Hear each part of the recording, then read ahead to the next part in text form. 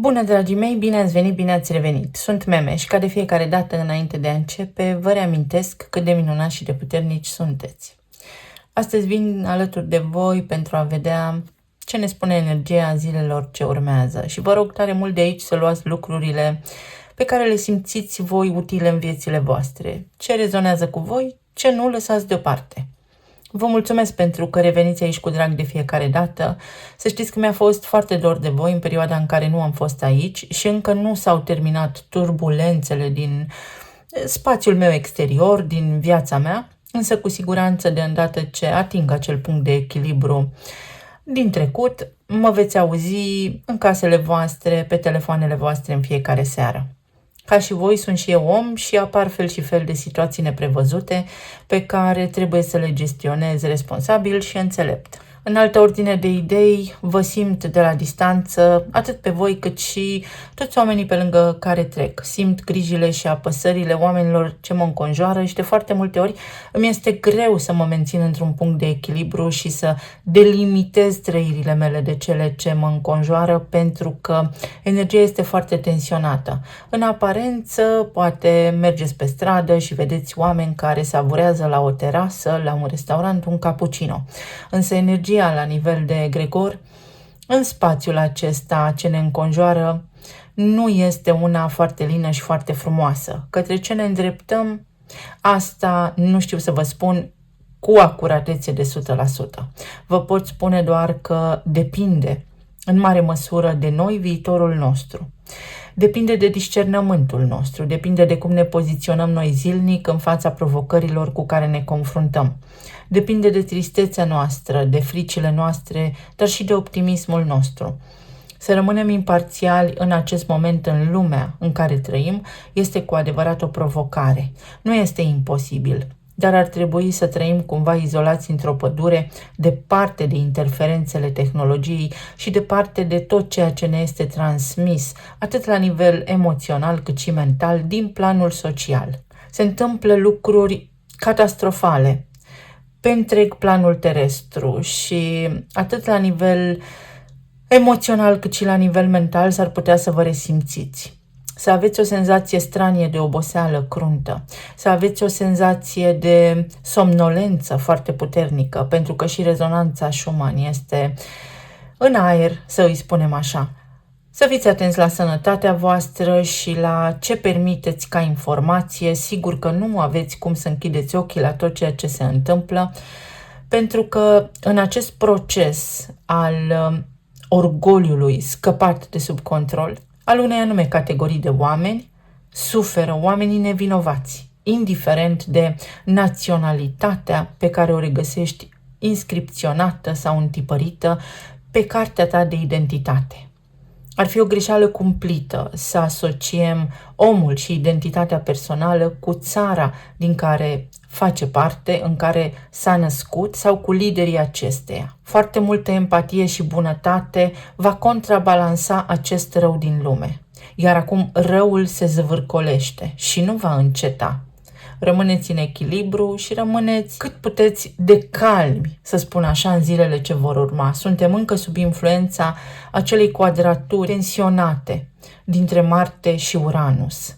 Și nu este nimic întâmplător, trăim în cicluri și, din păcate, oamenii nu învață lecțiile sau le învață mult prea târziu. Nu sunt aici ca să vă sperii, sunt aici ca să vă relatez și să dezbatem informații într-o notă cât pot eu de obiectivă. Să vedem mai departe ce se poate întâmpla. Dacă simți în relațiile tale că ești tensionat, poate ar fi util sau indicat să te gândești de multe ori că starea ta interioară nu face altceva decât să afecteze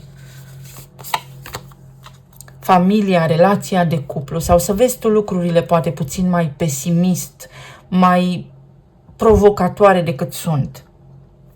Să ne curățăm mintea, să încercăm să rămânem imparțiali, conștienți fiind de faptul că prin gânduri bune contrabalansăm toată energia răului. Fii prezent în viața ta, concentrează-te și îmbrățișează puterea pe care o ai, pentru că ești foarte puternic. Din partea unora dintre voi simt o îngrijorare care are ca temă principală familia. Pentru alții dintre voi pare a fi o conversație, pare a fi niște situații importante din viața voastră, către care alocați acum energie, atenție, pentru că vă preocupă, pentru că vă apasă.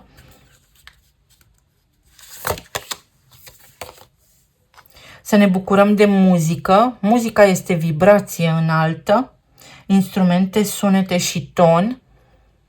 Și vă pot confirma din experiența personală că poți dezarma pe cineva atunci când spui adevărul. Iar adevărul nu este cel pe care îl vedem. Există un anume grup de oameni care încearcă să ascundă adevărul, ba mai mult decât atât, mint.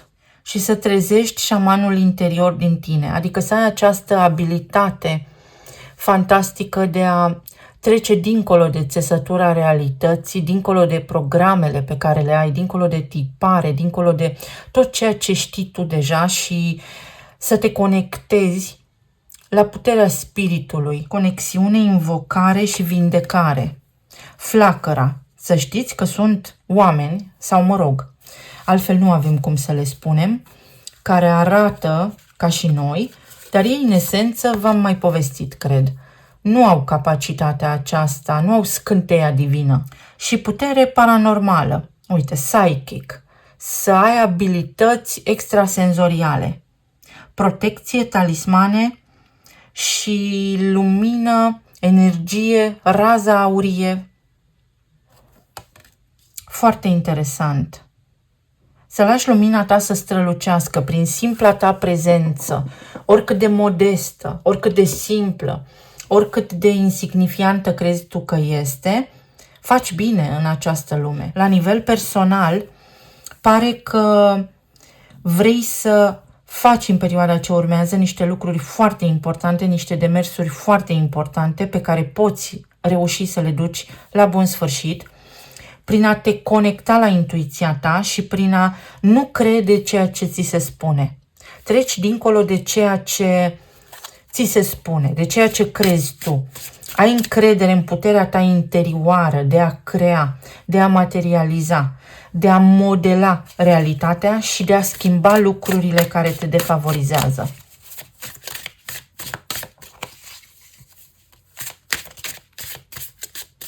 Prin cuvânt suntem manipulați, prin informații, prin știri. Mă bucur extrem de mult că există oameni care au început să vadă dincolo de tot ceea ce se întâmplă. Luna, regele de cupe, 3 de spade, asul de spade, cavalerul de bâte. Aici văd pentru unii dintre voi o suferință interioară care trebuie discutată și înfruntată. Poate vine pentru unii dintre voi o perioadă în care să stați față în față cu fricile voastre și eventual să le invitați la un ceai, la o cafea, la un cappuccino. Aveam o carte, o am pe aici printr-un anume set, care asta spune: invită-ți fricile la un ceai. Cea mai mare frică a ta, te poți confrunta cu un eveniment, o situație, o persoană sau se poate crea un context în care să depășești o frică, să te înalți cu o treaptă, să treci peste ceva ce nu credeai că poți face, să vezi cât de capabil și de puternic ești. Pentru alții dintre voi poate fi vorba despre curaj și despre curajul de a lupta, despre curajul de a spune adevărul. Aici există o persoană care vrea să îți spună adevărul, care se poate conecta.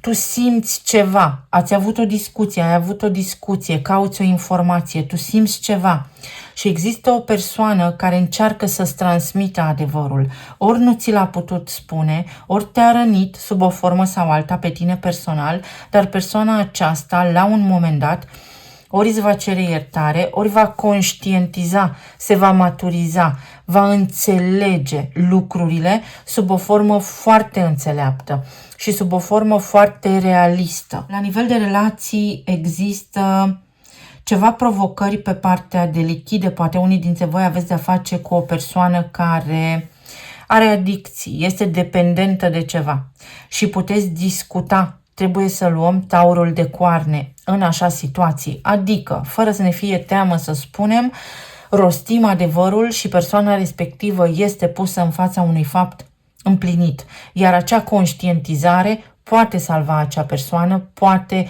ajuta acea persoană să facă un prim pas către vindecare. Pentru alții dintre voi este o confuzie, dar este o confuzie personală, un rău pus înaintea binelui. Aici cineva dă dovadă de pesimism și se teme că minunea ține doar 3 zile. Nu are încredere o anume persoană sau voi că ceva bun se poate întâmpla, iar cavalerul acesta de bâte spune clar și răspicat: curaj! Ai doar o viață cu acest nume și acest prenume și nu ai nimic de pierdut, doar timp și timpul nu ți-l dă nimeni înapoi. La locul de muncă se pot clarifica niște situații grele, niște discuții, niște conflicte care pot fi cauzate de cineva anume sau este un discurs personal, o provocare personală pe care o ai, ceva ce îți displace și necesită curaj. Acțiune. Este momentul să îți iei măsurile de precauție sau să faci un pas calculat înainte către viitorul tău.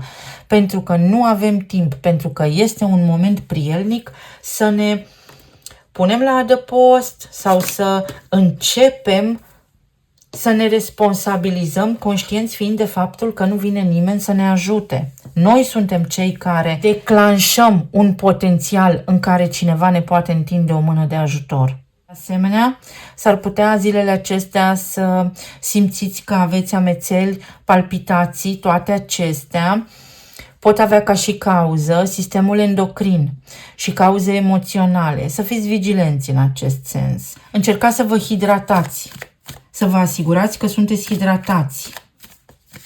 Chestiuni legate de familie, stabilitate pentru familie.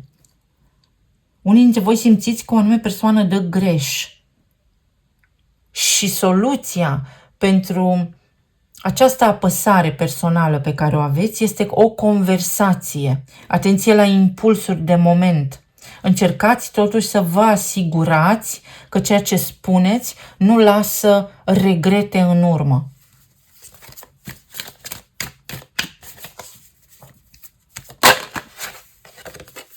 Doi de spade. Sunt zile de confuzie. Sunt zile în care marea majoritate a oamenilor fie sunt confuzi, fie se tem, fie au atât de multe provocări încât nu știu ce să facă mai întâi. 3 de spade. O provocare, o pierdere, o schimbare, ceva ce nu-ți convine, care se poate remedia. În urma unei discuții ești anunțat că ceva anume se întâmplă, dar uite că se deblochează totuși ceea ce te apasă pe tine. Nu rămâne blocată situația. Supărarea ta trece. Supărarea ta va trece. Acesta este potențialul. Nebunul. Pentru unii dintre voi este cineva aici care tot promite multe, tot face multe, doar că se învârte în cerc. Recidivează, ca să spun așa, pentru ca voi să înțelegeți ce vreau să spun. Repetă o istorie, repetă un tipar. Pentru unii dintre voi poate însemna o a doua șansă, pentru că vă iubiți foarte mult. Pentru alții dintre voi poate însemna rămân la locul acesta de muncă. Mai am o speranță. Pentru alții dintre voi poate însemna nu te da bătut, te poți însănătoși, mai încearcă ceva anume, o terapie. Pentru alții dintre voi poate însemna să ștergem totul cu buretele. Îți promit că lucrurile se schimbă, iar voi veți avea oportunitatea să alegeți dacă să credeți acele promisiuni sau nu. Și 8 de cupe. Aveți o oportunitate să vă îndepărtați de o situație care vă supără, de un necaz, de o durere. Iar toată această poveste pe voi vă ajută, vă protejează. Poate unii dintre voi traversați o perioadă acum în viața voastră în care sunteți încercați de diverse situații, de diverse evenimente care de fapt vă protejează. La modul, nu pot acum să fac ce-mi doresc, dar este pentru că este mai bine așa. Uite, personajul acesta parcă are flori de nu mă uita aici. S-ar putea unii dintre voi să fiți tentați ori să iertați o persoană, ori să nu acționați deși simțiți că este momentul potrivit. Este un moment bun atunci când hotărăști tu asta, când decizi tu. Magicianul, pentru că ai puterea de a schimba niște lucruri. Pentru alții dintre voi este o înfățișare, o întâlnire. Ori în instanță ceva se întâmplă, ori este vorba despre o dorință de a voastră de a pune punct sau de a schimba o situație. Și aveți toate șansele să schimbați o situație. Acest schimb, această transformare de situație implică o detașare, o eliberare de luptă înverșunată. Dacă aveți un conflict cu cineva, nu vă ajută să încercați să convingeți acea persoană, ci mai degrabă să vă vedeți de lucrurile voastre, pentru că acea persoană, dacă are capacitatea de a înțelege, va face singură acel pas pentru care voi luptați. Pentru alții dintre voi este ceva temporar. Vă confruntați cu ceva temporar. Nu vă necăjiți și nu intrați pe frecvența disperării. Mercur în acest moment este în rac, iar acest Mercur în rac are tendința de a privi către trecut, către versiunea ta anterioară, și asta te ține într-o zonă de confort. Ori energia acestor vremuri ne îndrumă către noutate, curaj nebun și acțiune, schimbare, pentru că schimbarea oricum se întâmplă, dar va fi nevoie de adaptabilitate.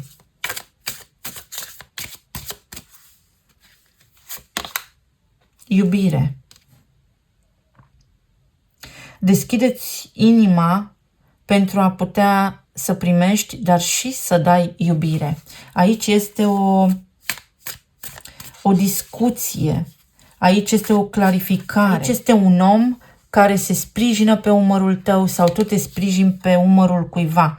Poți întâlni un om, dar un om care poate a suferit mult, ori tu, ori o persoană pe care tu o îndrăgești, pe care tu o cunoști, a suferit mult. Persoana respectivă se eliberează sau tu te eliberezi. Iertare. Am intuit de la începutul acestei etalări.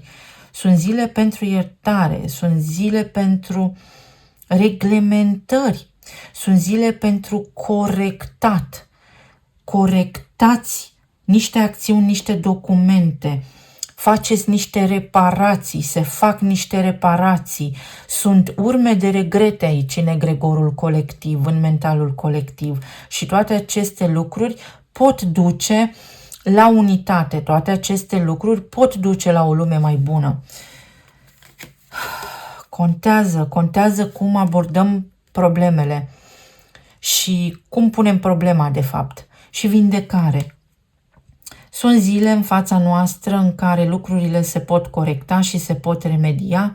La nivel fizic, la nivel de corp fizic, te poți simți mai bine. Atenție doar la amețel și la deshidratare.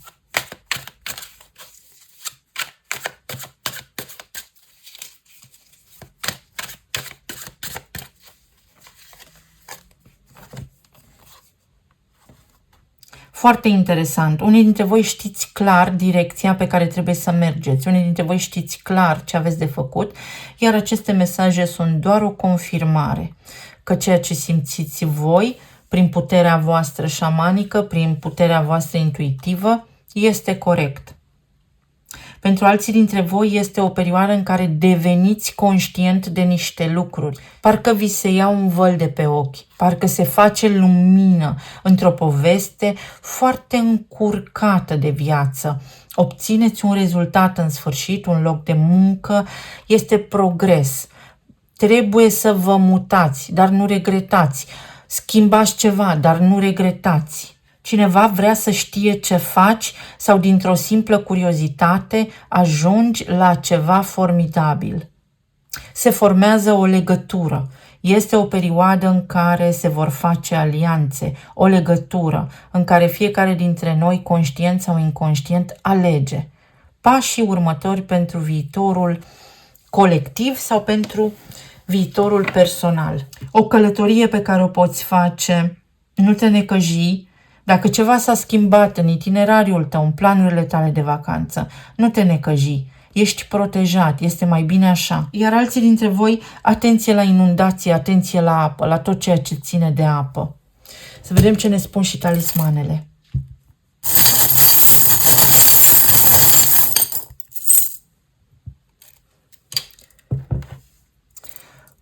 Uite, și talismanele confirmă același lucru. Însănătoșire, recuperare, revenire, o situație care se calmează, o situație pe care o poți gestiona. La nivel de sănătate, este bucurie. Asta înseamnă, la nivel celular, refacere. Te simți mai bine. Ești foarte binecuvântat. Un cerc care se închide cu bine pentru tine, un ciclu care se închide, o situație de care te eliberezi, avansare. Avansează calculat, avansează realist, avansează pregătit. Nu te arunca cu capul înainte, ci mai degrabă fii precaut, fii vigilent. Din nou, confirmarea că o situație se regenerează, o vindecare, o experiență acumulată, înțelepciune. Cineva sau ceva bun în preajma ta, ceva devine ușor, nu mai trebuie să cari pe umerii tăi o greutate.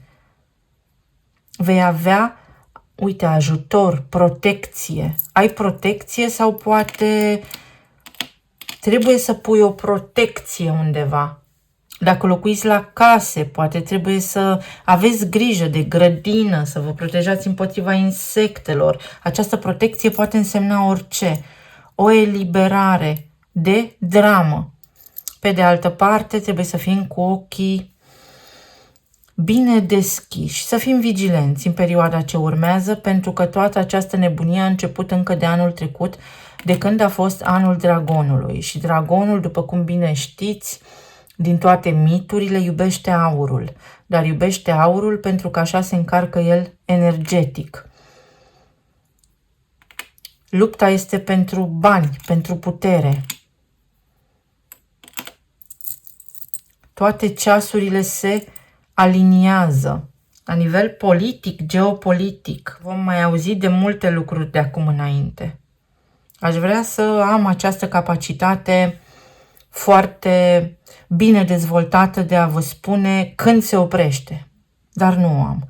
Însă aici, cu Capricornul în discuție, ce pot să spun cu certitudine este că sistemul vechi s-a dărâmat și suntem pe ruinele unui fost sistem, unui fost regim și lucrurile nu mai merg așa ca înainte, iar oamenii au început să se trezească. Pentru alții dintre voi, mesajul este: învață să te organizezi mai bine. Până de sărbători, este deja a 3-a, 4-a oară când apare acest mesaj. Până de sărbători, acoperă-te, pune-te la adăpost, asigură-te, rezolvă ce ai de rezolvat, ia în calcul niște lucruri.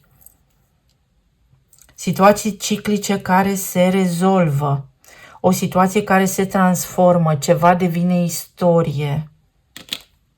O schimbare, o mare schimbare. Ajutor și aliați. Te poți baza pe cineva, pe frați, pe surori, dacă ai. Sau pot apărea discuții, poate acolo ai vreun conflict. Credința și inima plină, bunătatea, empatia și compasiunea ne vor ajuta pe toți să facem front comun. Și a primit fetița mea recent un mic post-it pe care scria toți pentru unul. Exact așa este. Indiferent ce se întâmplă în jurul nostru, ne vom întâlni în simțire și în gândire. Alții dintre voi poate mergeți la o nuntă, la o cununie religioasă, s-ar putea să rezolvați niște lucruri care au legătură cu relația, cu casa, cu familia, să puteți evita un divorț sau să aveți parte de o împăcare, de o negociere, de o mediere a unei situații complicate, al cărei deznodământ, să spunem, este cu sfârșit fericit. Eu vă mulțumesc tare mult, vă doresc să fiți bine, sănătoși și iubiți oriunde v-ați afla în această lume și să ne reauzim cu bine și data viitoare. Pa, pa!